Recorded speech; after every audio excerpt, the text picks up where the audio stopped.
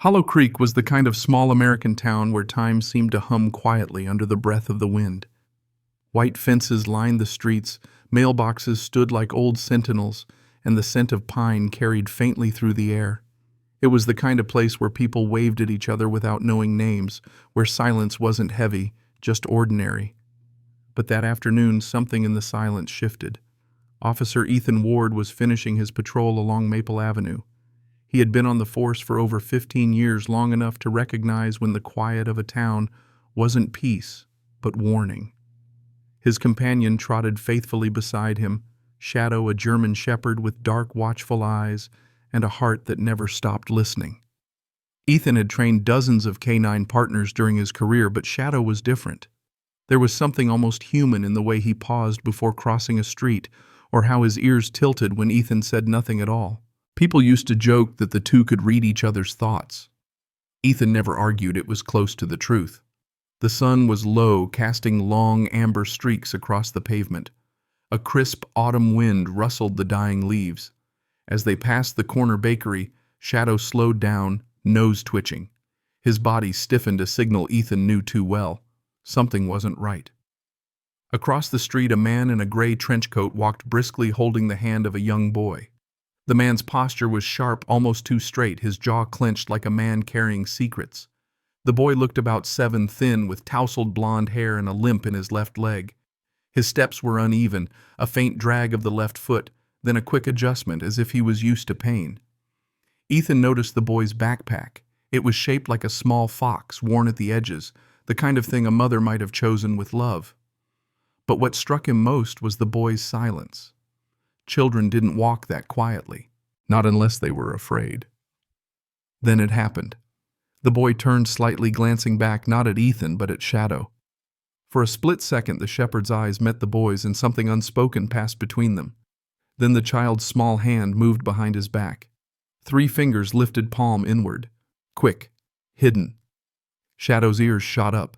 A deep growl rumbled from his chest, not loud but low, urgent, instinctive. Ethan's breath caught. He knew that sign. 3 fingers, palm inward. A silent SOS. He froze where he stood. The world seemed to narrow into that single gesture, that fleeting cry from a soul too frightened to speak. Ethan's training kicked in, child distress signals, human trafficking markers, behavioral cues, but deeper than training was instinct. And something deeper still, faith. That gentle, unmistakable whisper in his heart that said, "Don't ignore this one." The man didn't look back. He tugged the boy's arm and turned down Birch Lane, their figures swallowed by the late afternoon haze. Shadow whined softly, his tail, low eyes fixed on the corner where they vanished. Ethan stood silent for a long moment, the sound of rustling leaves the only witness. He wanted to run after them, to stop that man, to ask 100 questions. But law and caution pressed down like weight on his shoulders. He had no reason, no proof, only a feeling. And yet in all his years that feeling had never lied. He pulled a small notepad from his pocket. Gray trench coat, male mid-50s, child male about 7, blonde limping left leg, red fox-shaped backpack, possible distress gesture, 3-finger SOS. Shadow nudged his knee as if saying, "You saw it too." "I know," Buddy Ethan whispered. "I saw it." They stood there in the cooling air, the town stretching out calm and harmless around them. A mother pushing a stroller passed by, nodding politely. A wind chime clinked softly somewhere nearby. To anyone else, Hollow Creek looked peaceful. But peace was sometimes the prettiest disguise for pain. Ethan started walking again, slower this time. Shadow's ears stayed half back, alert. The sun slipped lower, spilling orange light across the rooftops. Ethan's thoughts drifted to the verse his mother used to say whenever something didn't feel right. "Be still and know that I am God." He didn't always understand it back then. But now, standing in the middle of a quiet town with a silent cry for help echoing in his mind, it made perfect sense. Stillness wasn't always about doing nothing. It was about listening long enough for the truth to speak. When he reached his cruiser, Ethan opened the door, but Shadow refused to jump in. The dog sat on the sidewalk, eyes locked on the direction the boy had gone, chest rising with slow, measured breaths. Yeah, Ethan murmured. I know, boy. We're not done with this. The engine hummed softly as they drove away, but the silence between them spoke louder than words. And in that silence, somewhere deep inside, Ethan knew something was about to unfold. Something that would test not just his instincts, but his faith. Because sometimes God doesn't send thunder or fire to wake us up.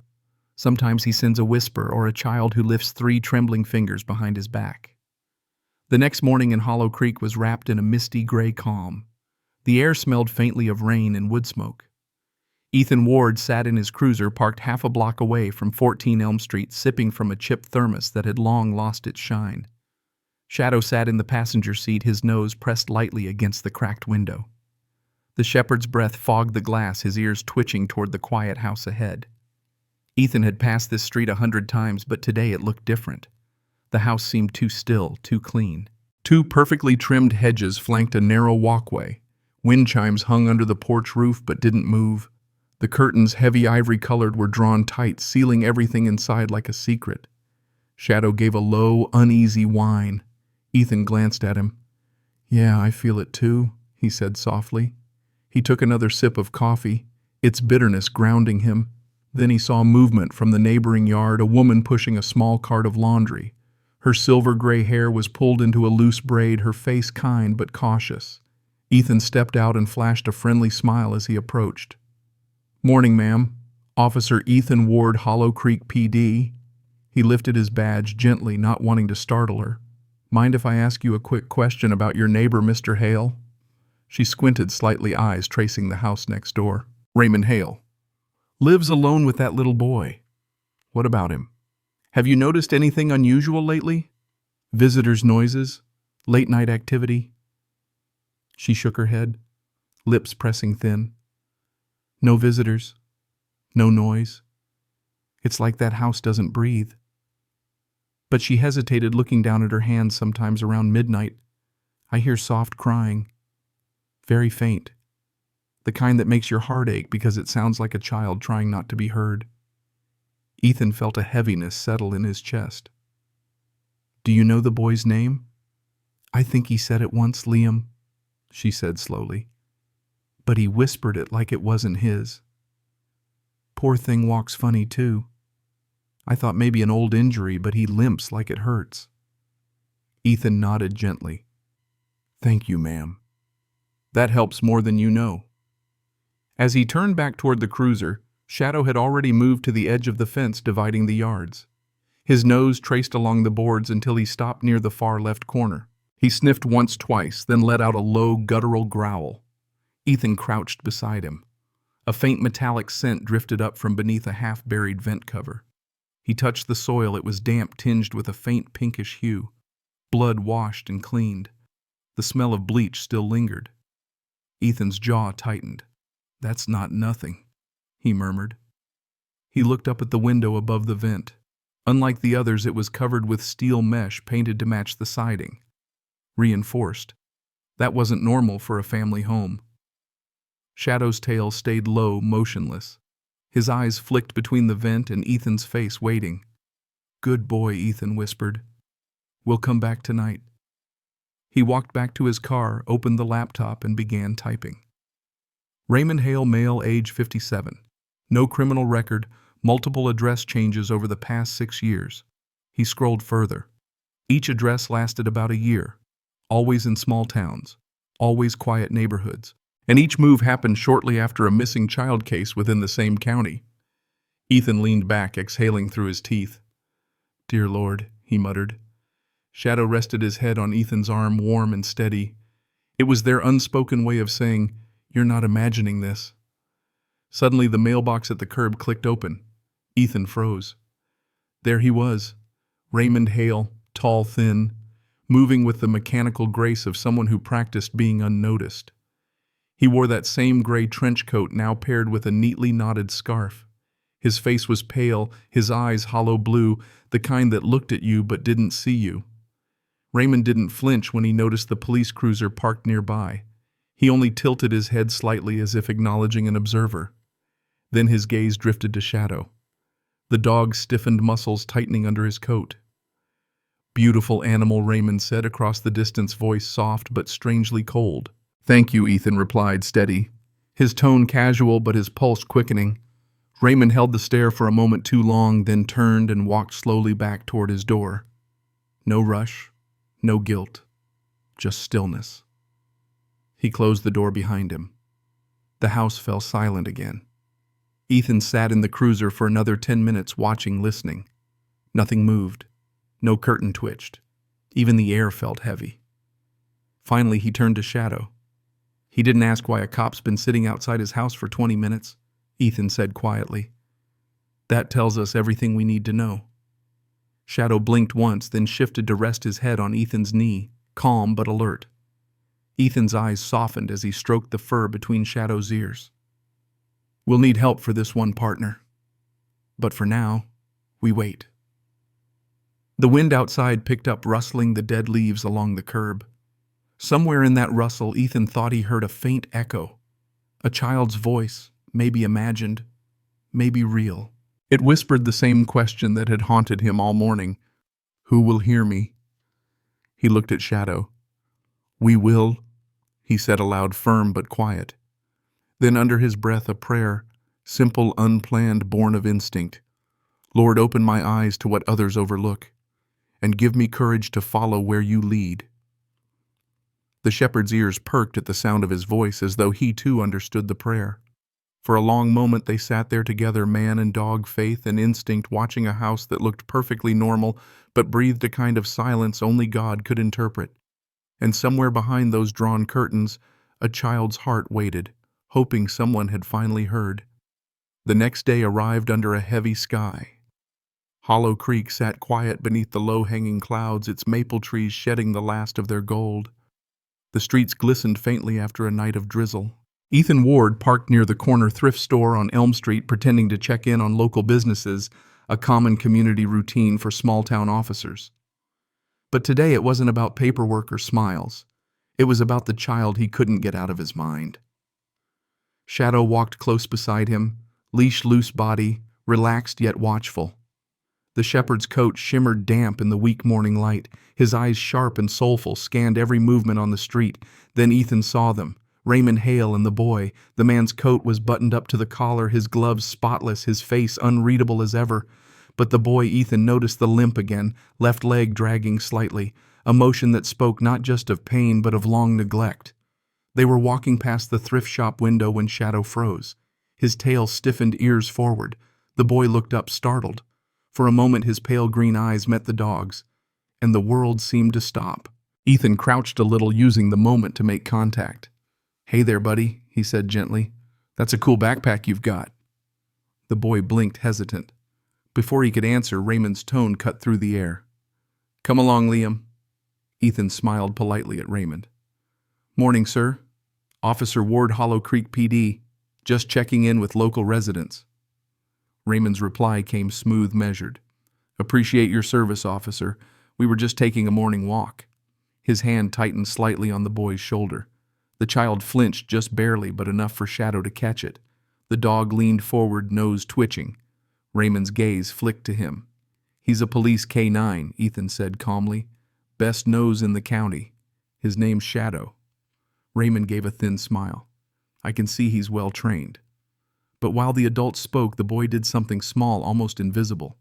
He let his hand slip slightly from Raymond's grasp, letting the sleeve slide up his arm. For a brief moment, Ethan saw it, a large, uneven birthmark on the inside of the boy's forearm near the elbow. It was dark and swirling, shaped almost like a broken circle. It clicked in his memory like thunder in a quiet sky. He had seen that mark before. That night after his shift, Ethan sat at his kitchen table, flipping through online records of missing children. The hum of the refrigerator was the only sound. Shadow lay nearby, head on his paws, watching silently as Ethan scrolled through photo after photo, name after name. And then he found it. Mason Cole. Age at disappearance 5. Location Denver County 2 years ago. Distinguishing feature, large irregular birthmark on right forearm. Last seen wearing a red fox-shaped backpack. Ethan's chest tightened. His fingers hovered over the screen, tracing the small face staring back at him, the same pale green eyes, the same cautious half-smile. He reached for his phone. The contact listed in the case file, Sarah Cole, mother. He hesitated for a second, then pressed call. The line rang twice before a tired, fragile voice answered. "Hello, Mrs. Cole," he said quietly. "My name is Officer Ethan Ward, Hollow Creek Police Department. I think I may have seen your son." Silence. Then the sharp, shaky intake of breath from the other end. "My son Mason." "Yes, ma'am." Ethan's voice softened. A boy matching his description was seen here with a man named Raymond Hale. The child didn't speak, but he reacted strongly to my dog. I saw the birthmark on his arm. For a long moment there was nothing. Then a sound no parent should ever have to make a choked sob that turned into trembling words. "Does he look all right? Does he still limp?" Ethan closed his eyes. "Yes. His left leg seems injured, but he's walking. He looks thin, quiet. I think he's afraid to speak." Sarah's voice quivered. "He always limped a little after he fell from the porch. He was so proud when he learned to run again. I thought..." Her words broke. "Please tell me this isn't just another false sighting." "It's not," Ethan said gently. "I wouldn't call if I wasn't sure." There was another pause, this one filled with quiet hope trying to rise above years of grief. Then she whispered, Did he react to anything? Anything familiar?" "Yes," Ethan said softly. "My dog. When he saw Shadow, he came alive, like he remembered something." A faint, breathless sound came through the phone, half sob, half laugh. "That's the name from his bedtime stories," she whispered. "He had a stuffed dog. He called it Shadow. Every night he'd say, 'Shadow will find me if I get lost.'" Ethan's throat tightened. He stared at the real Shadow lying on the floor, ears twitching, eyes watching. Then I guess he said quietly, "Shadow just did." For a moment neither spoke. It was as if the distance between Hollow Creek and Denver disappeared. Just two people joined by a thread of hope and the quiet belief that maybe, just maybe, God was moving again. Sarah's voice steadied. "Officer Ward, if this really is my son, please, please bring him home. Even if he doesn't remember me, just bring him home." Ethan's hand tightened around the phone. "I promise you, ma'am. I'll do everything I can." When the call ended, Ethan sat in the stillness of his small kitchen, the hum of the refrigerator blending with the faint sound of rain tapping against the window. He bowed his head, whispering the only words he could find. "Lord, guide me. Let me be your hands tonight." Shadow rose from the floor and came to rest his head against Ethan's leg. The man smiled faintly through the weariness. "Looks like we've got work to do, partner."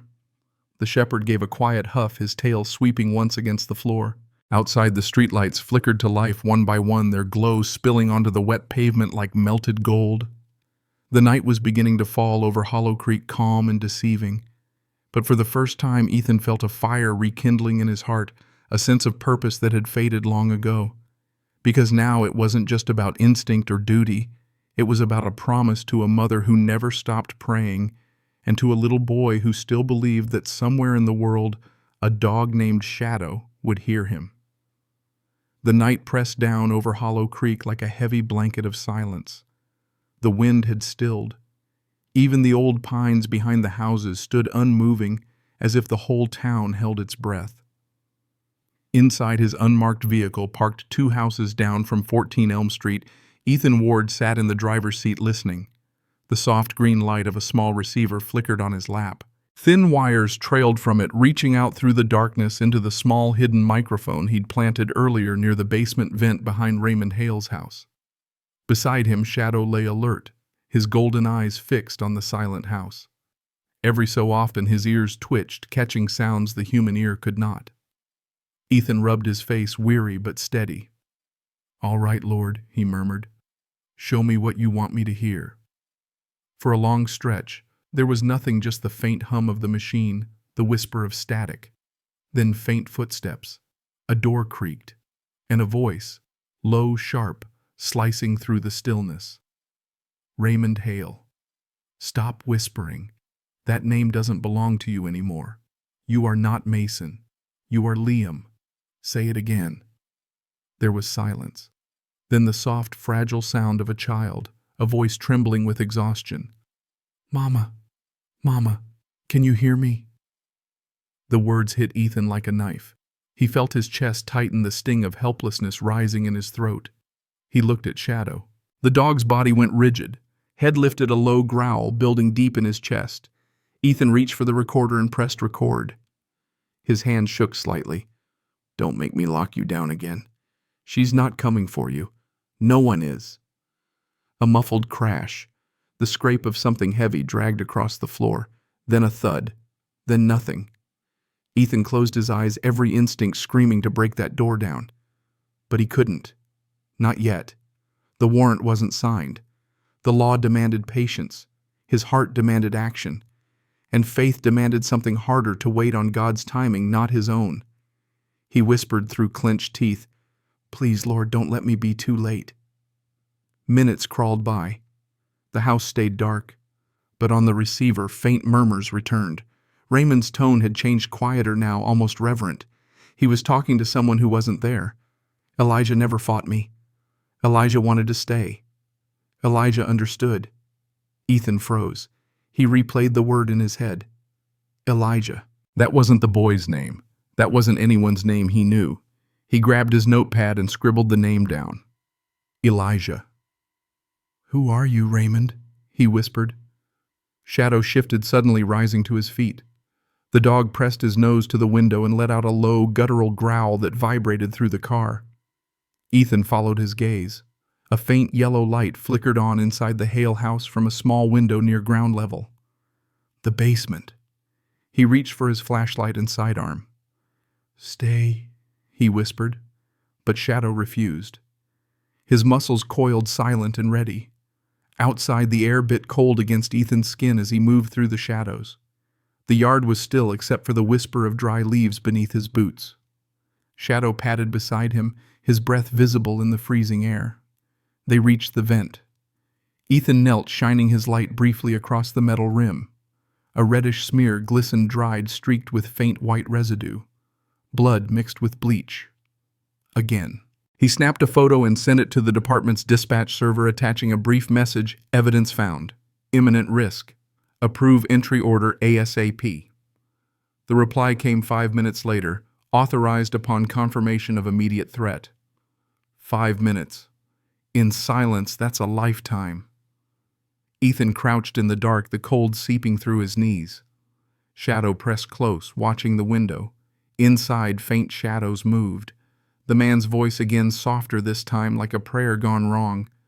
You're not Elijah yet, but you will be. You will learn to love me like he did.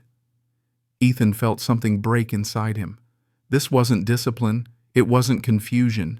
It was madness, a heart twisted by grief and control.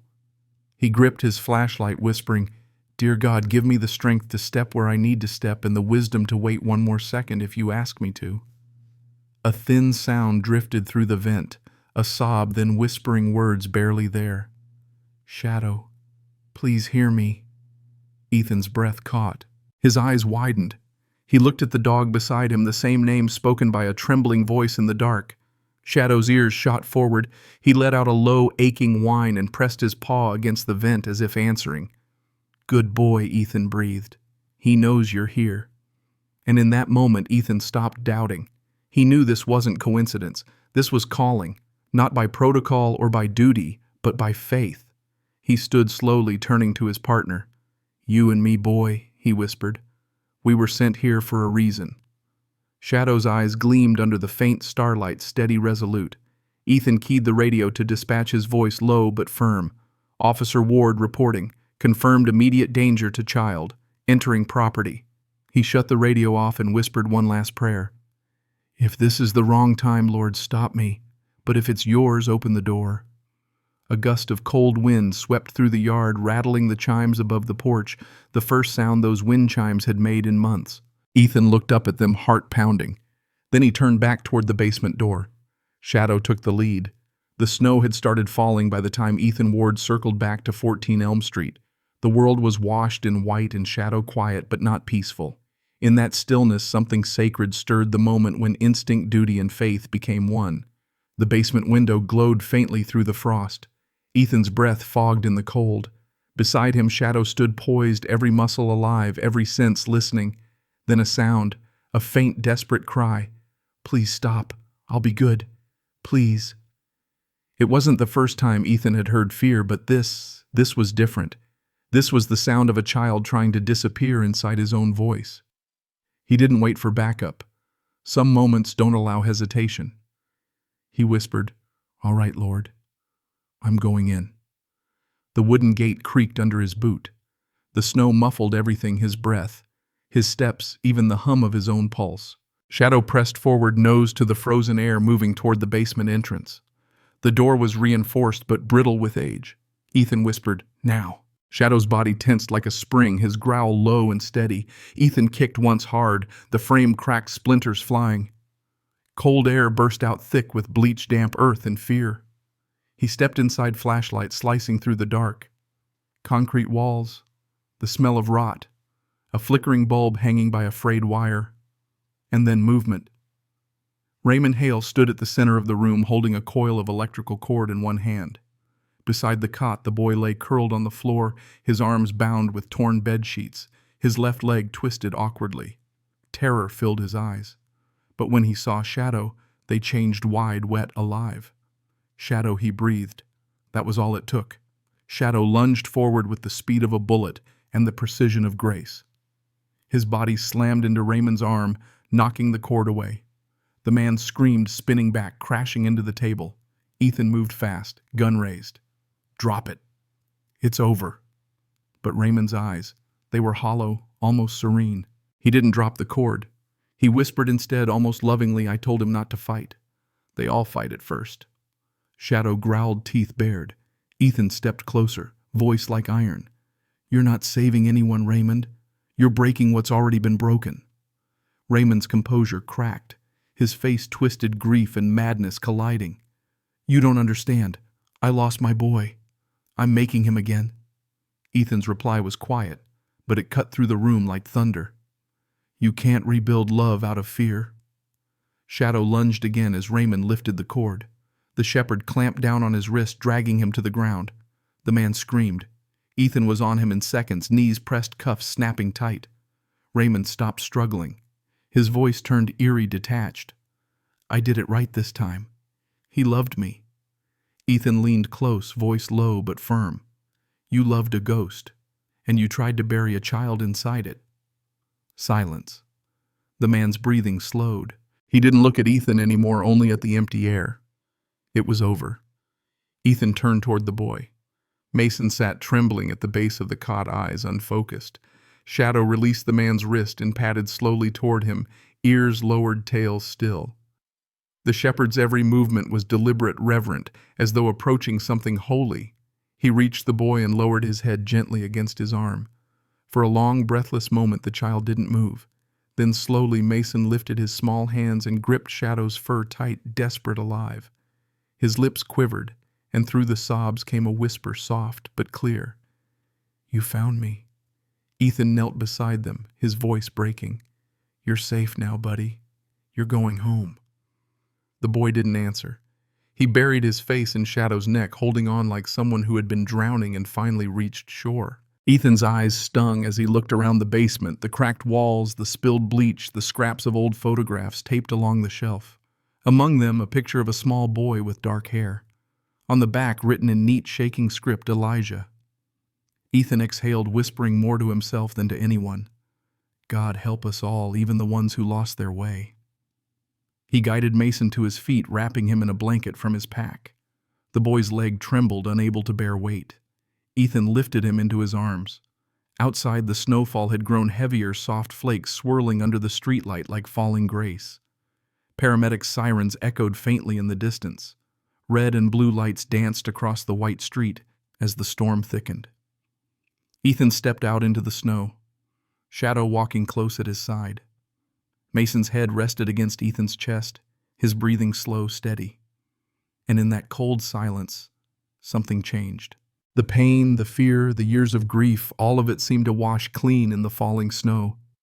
Ethan looked up at the sky and whispered, "Thank you." For a long time he stood there, the boy in his arms, the dog at his feet, the snow falling like heaven's quiet applause. Because sometimes miracles don't shout. They arrive in stillness, in a child's trembling whisper, in a dog's unwavering faith, and in the moment when one man chooses to listen. By morning the storm had passed.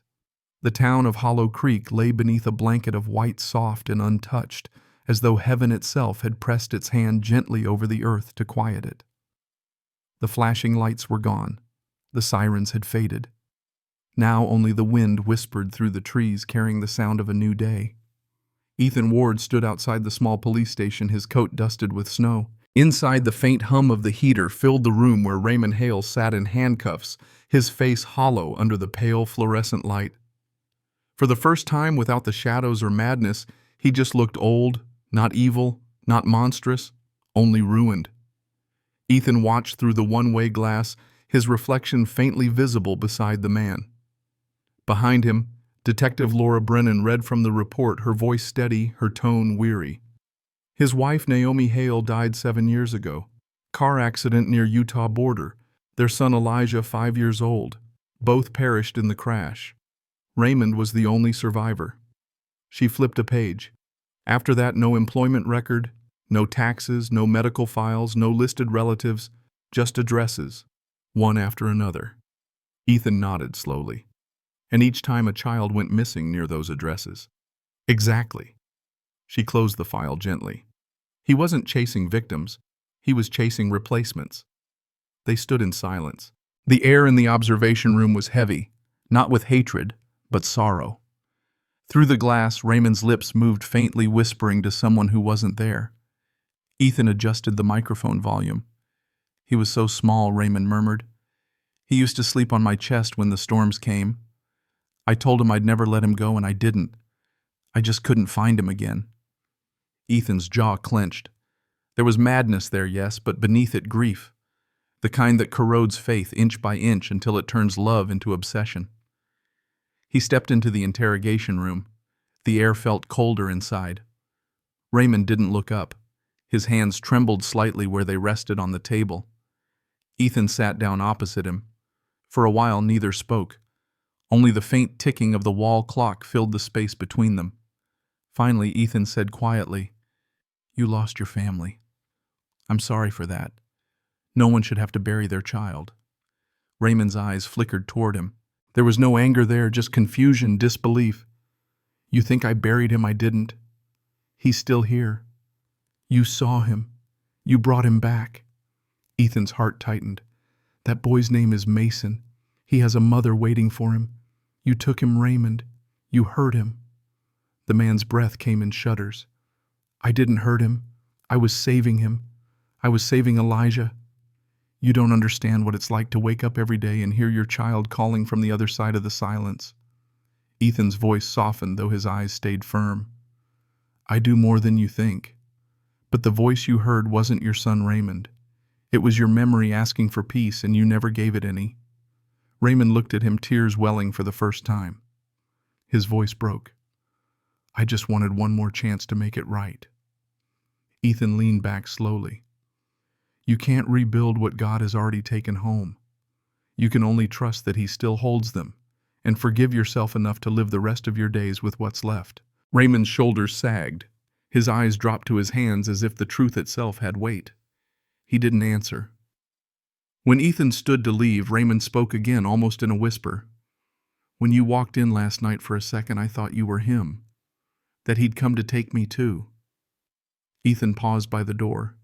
His reply was quiet. "He did come, Raymond. Just not in the way you expected." Outside the room, Laura waited with the case file under her arm. "He'll be transferred by noon," she said softly. "He's not fighting the charges." Ethan nodded. "He's already fought enough ghosts." He walked out of the station into the morning light. The snow reflected the sun in a pale shimmer almost too bright to look at. Across the street, the church bell rang, slow, low, steady. Shadow waited by the truck tail, sweeping lightly against the snow. When Ethan opened the door, the dog tilted his head, eyes questioning. "Yeah," Ethan murmured, climbing in. "It's over." They drove in silence for a while, past quiet porches and fields of white. But peace didn't come easily. Ethan's thoughts lingered on the man in that room, a father who had drowned in love, so twisted by grief it no longer resembled love at all. He thought of a verse his mother used to read when life broke things that couldn't be fixed. "The Lord is near to the brokenhearted and saves those crushed in spirit." Maybe Ethan thought even a man like Raymond Hale was not beyond that reach. At the hospital, Mason was resting. His left leg had been placed in a brace.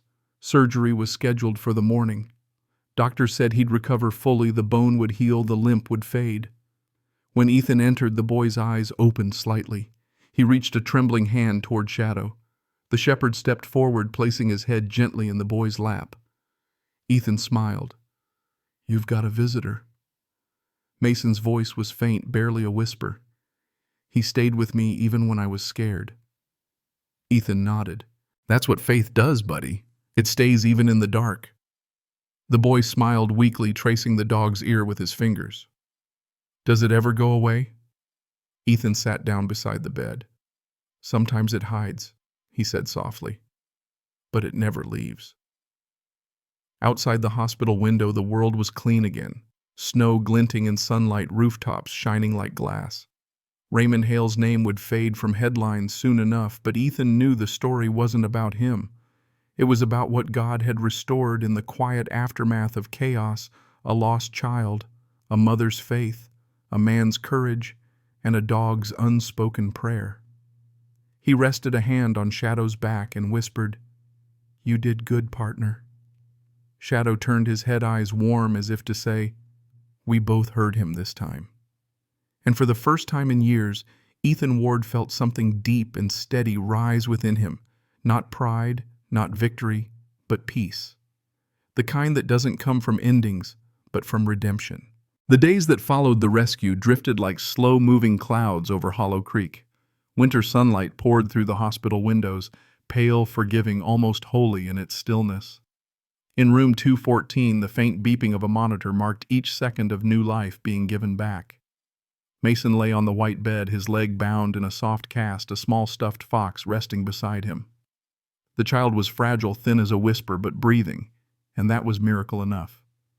At the foot of the bed lay Shadow, his great head resting between his paws. Nurses had tried to keep the shepherd out at first, but Mason's cries had been too soft, too pleading to refuse. So now Shadow stayed quiet as prayer. Every morning, Ethan Ward arrived before sunrise. He would stand by the window, coffee in hand, watching the boy and the dog in silence. Sometimes he didn't say a word. Sometimes silence was better than any sermon. On the fourth morning, Dr. Evelyn Monroe entered with a chart in her hand. A gentle woman in her 50s, she had the calm of someone who had seen both death and deliverance too many times to count. She smiled at Ethan. "You must be the officer, the one who heard him." Ethan returned a small, humble smile. "Not me, ma'am. It was him." He nodded toward Shadow. The dog opened one eye as if understanding the compliment. The doctor chuckled softly. "Well, he's earned himself more than a medal. That child sleeps better when that dog's in the room than with any sedative I've ever prescribed." She paused, looking down at Mason. "His surgery went well. We repaired the fracture. He'll walk again. It'll take time, but he'll get there." Ethan nodded slowly, his gaze softening. "He's stronger than he looks." Dr. Monroe tilted her head thoughtfully. "Children usually are. They just need someone to remind them that healing isn't the same as forgetting." Ethan took a breath. "That's true for grown men, too." She smiled knowingly. "It usually is." That afternoon, sunlight spilled through the blinds, painting stripes of gold across the sheets. Mason stirred awake. His small hand found Shadow's fur instantly, as if to make sure the world was still real. Ethan pulled a chair closer. "Hey, soldier," he said quietly. "You gave those doctors quite a story to tell." Mason blinked sleepily, his voice hoarse. Did he stay here the whole time?" Ethan nodded. "Didn't move an inch." The boy smiled faintly and reached for Shadow's ear. "He's not just a dog," he murmured. He's my guard angel. Ethan chuckled softly. That's about right. Silence lingered, gentle, comforting. Then Mason looked up, his voice barely a whisper. Do you think God knew where I was? All that time? The question caught Ethan off guard. He looked into those young eyes that had seen too much fear for a lifetime. He wanted to answer carefully, truthfully. He leaned forward, resting his arms on his knees. I think God always knew. Sometimes he sends people. Sometimes he sends dogs. But he never stops looking. Mason's lip trembled slightly. I thought maybe he forgot me. Ethan shook his head slowly. He didn't forget Kid. He was waiting for the right time to open the door. For a moment, neither spoke. Then Mason whispered, Then maybe shadows. His voice. Ethan smiled, that soft, tired kind of smile that only comes when the soul agrees. Maybe so. Shadow shifted, resting his head gently on the boy's hand. His breathing was deep, steady, the sound of peace after a storm. As the days passed, the hospital room became a place of quiet transformation. Mason began physical therapy. The first time he stood with help, he trembled both from pain and fear. But Shadow stood beside him, close enough that the boy could rest his hand on that warm, steady fur. The therapist encouraged him gently. Just one step, Mason. He bit his lip, lifted his good foot, and moved it forward. One small, awkward, perfect step. The room erupted in applause. The nurse, the therapist, even Ethan couldn't help smiling. Mason looked down at Shadow and whispered something no one else could hear. But Ethan caught the faint words on his lips. We did it. That evening, when the ward grew quiet and the snow fell again outside the windows, Ethan stayed late. He sat in the chair near Mason's bed, the lamp casting soft light over the room. Mason was half asleep, his voice a fading whisper. Will you go away after I get better? Ethan shook his head. I'll stick around a while. Somebody's got to keep your guardian angel company. Mason smiled, eyes closing. Good. The boy drifted into dreams, his hand still resting on Shadow's neck. Ethan sat back and let the silence fill the space, not the kind of silence that hurts, but the kind that heals. He thought about how broken things can still find their way to wholeness if they're loved enough, waited for long enough.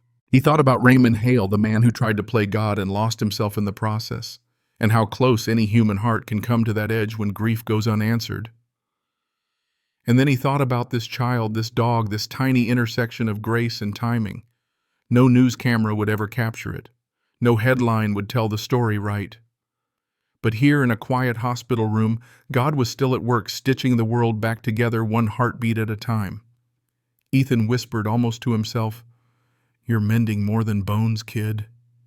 Shadow's tail brushed softly against the floor as if to say, Amen. Winter in Hollow Creek had begun to soften. Snow still clung to the edges of rooftops, but sunlight now spilled over the town square, bright, quiet, almost forgiving. It had been 3 weeks since the rescue. 3 weeks since a boy was found, a man was arrested, and a small town learned that sometimes the loudest prayers are answered in silence. At the police station courtyard, a small crowd had gathered, officers, townspeople, nurses, even children bundled in scarves. In the front row sat Mason, his crutches resting beside him, his left leg newly freed from the cast. And lying beside his chair, calm and proud, was Shadow. The chief stepped forward to the microphone. We don't often hold ceremonies like this, he said, his voice carrying across the cold air, but some acts of courage deserve more than a mention in a report. He turned toward Ethan and Shadow. Officer Ward, your service has brought honor to this department. And your partner, well, he reminded all of us what loyalty looks like when it breathes. Ethan smiled faintly, one hand resting on Shadow's back.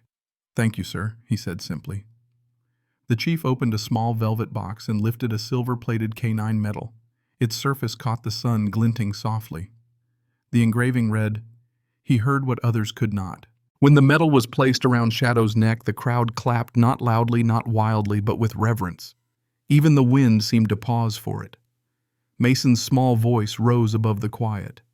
He's my best friend. A ripple of warmth moved through the crowd.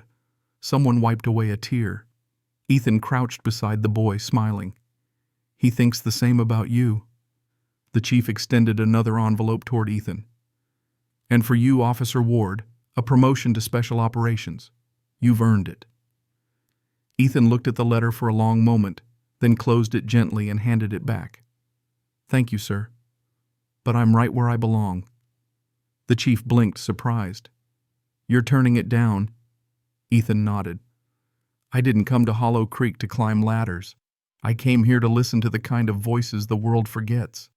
He glanced at Mason and Shadow. "And I think I've found what I was meant to hear." The chief studied him for a moment, then smiled, quiet and respectful. Maybe that's the higher rank after all. When the crowd dispersed, the square grew quiet again. Ethan sat on the bench near the fountain, the metal glinting on Shadow's chest. Mason sat beside him, swinging his leg carefully, still getting used to the strength returning to it. Snowflakes drifted down in lazy spirals, melting as they touched the boy's hair. He looked at Ethan and whispered, "Do medals make heroes?" Ethan smiled. "No, kid. Choices do. Medals just help us remember them." Mason thought for a moment. Then what choice did Shadow make? Ethan's gaze softened. He chose to listen when everyone else stayed silent. The boy reached down, tracing the metal with his fingers. "Then maybe I'll listen too." "Good start," Ethan said quietly. Later that evening, the three of them walked together along the edge of town, the snow crunching softly beneath their boots and paws. Hollow Creek's houses glowed with golden light smoke, curling gently from chimneys, wreaths still hanging from the holidays. Mason leaned against his crutch, breathing the cold air deeply. "It doesn't hurt as much anymore," he said. Ethan looked down at him. "That's how healing works. Hurts a little less each day until one morning you realize the pain taught you something." "What did it teach you?" the boy asked. Ethan smiled faintly. "That even broken hearts still beat. And sometimes that's enough." Shadow stopped ahead, turning his head toward the sound of church bells echoing through the valley. The sunset cast long shadows across the snow, the kind that stretched but didn't darken. Ethan rested a hand on the dog's neck. "Time to go home, partner." Mason looked up at him, hopeful.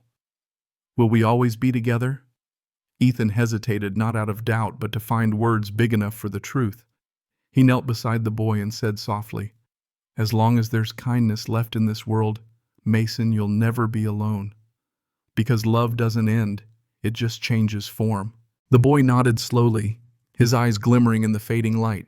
He reached down to hug Shadow, whispering into his ear, "You heard me when no one else did." The shepherd nuzzled his cheek tail, sweeping lightly through the snow.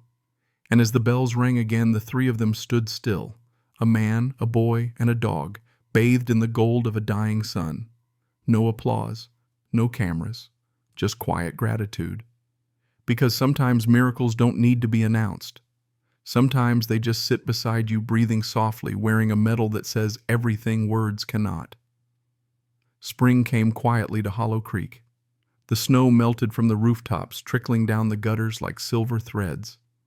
The air carried the scent of damp earth and pine, a different kind of silence now, one that hummed with life. At the edge of town, on a hill lined with birch trees, stood Willow Creek Recovery Center, a small, sunlit place where broken things learned to be whole again. That's where Mason Cole spent most of his days now. The first thing anyone noticed about the boy was the way he walked, slow but steady, a faint trace of limp left in his step, like an echo of what had been. The second thing they noticed was that he never went anywhere without a sketchbook under his arm. And sometimes following quietly behind him through the corridors was a large German shepherd, the hospital's most beloved unofficial therapy dog. Everyone knew his name, Shadow. Inside the center's long hallway, the walls were covered with children's drawings, sons' trees, family portraits made of bright crayons. But one picture always made people stop. It hung beside the staff room door. A drawing of a tall, dark dog standing before a small boy wrapped in a blanket. Below it, written in uneven, childlike handwriting, "The first one who heard me, Dr. Evelyn Monroe." The center's head therapist smiled every time she passed it. She said that picture spoke louder than any case file. One afternoon, Ethan Ward came to visit. He walked the familiar halls, hat in hand, his badge tucked away, just a man, not a cop. He found Mason in the art room, sitting by the window with sunlight warming his hair. Shadow was sprawled at his feet, snoring softly. Mason looked up and grinned. "Hey, Officer Ward." Ethan chuckled. "Thought we agreed you'd just call me Ethan." The boy shrugged playfully. "Old habits." Ethan sat down beside him. "What are you working on today?" Mason lifted a page showing a drawing of the three of them, the man, the boy, and the dog, walking under a night sky filled with stars. "Looks like we're still out there somewhere," Ethan said gently. Mason nodded. "Yeah. But in the picture it never gets dark." Ethan smiled, eyes soft. "I think that's how heaven works." They sat quietly for a moment watching the wind ripple the curtains. Then Mason asked, "Do you think people like Mr. Hale ever get forgiven?" Ethan's expression turned thoughtful. "That's a big question, kid." The boy waited serious, patient. Ethan finally said, "I think forgiveness isn't something we earn. It's something God gives when we finally stop running from the truth." Mason looked down at his drawing. "Then maybe he's still running." "Maybe," Ethan said softly, "but maybe someday he'll stop." The boy nodded slowly, as if storing that answer away somewhere deep. Later that day, the staff gathered in the courtyard for an open house. The sun hung low, warm, and golden. Mason stood on the small wooden stage, his crutch now replaced with confidence. In his hands he held his sketchbook. He spoke softly, but his voice carried. "When I was lost, I thought no one could hear me. But God did. He sent a sound, not thunder, not a voice, but pause on the floor, and a heartbeat close to mine." He paused, glancing toward Shadow, who watched from the edge of the crowd. "Sometimes I think God hides his angels, so we'll learn to recognize them not by wings, but by the way they stay." The courtyard fell silent. Only the rustle of birch leaves answered. Ethan stood in the back, his throat tightening. He caught Dr. Monroe's gaze. She smiled knowingly, eyes shining. Mason stepped down from the stage and crossed to Shadow, crouching beside him. He placed his medal, the small silver one they'd made just for him, over the dog's neck, right beside Shadow's own. "You heard me," he whispered. "Now everyone can hear you." Shadow leaned forward, licking the boy's cheek once. The crowd smiled, some wiping tears quietly. That evening, after everyone had left, Ethan lingered in the courtyard. The sun dipped low, the sky glowing in shades of amber and violet. Shadow sat beside him, head against his leg. In the distance, Mason could be seen through the window, laughing with the other children. Ethan exhaled slowly, the ache in his chest replaced with something gentle, gratitude maybe, or grace. He spoke softly, half to himself, half to the heavens. "You did good, Lord. You brought him home." Shadow's tail brushed the ground in quiet rhythm. The man chuckled. "Yeah, you helped too." They watched the horizon until the last of the light faded. Then Ethan stood, brushing snowmelt from his coat. "Come on, partner. Let's go see what tomorrow sounds like." In Hollow Creek, the seasons would keep turning the way they always did. But on the wall of Willow Creek Recovery Center, that one drawing stayed. A child's picture, simple, imperfect, eternal. A boy and a dog standing together, stars above, hope beneath. And beneath it, those same 5 words that told an entire story. "The first one who heard me."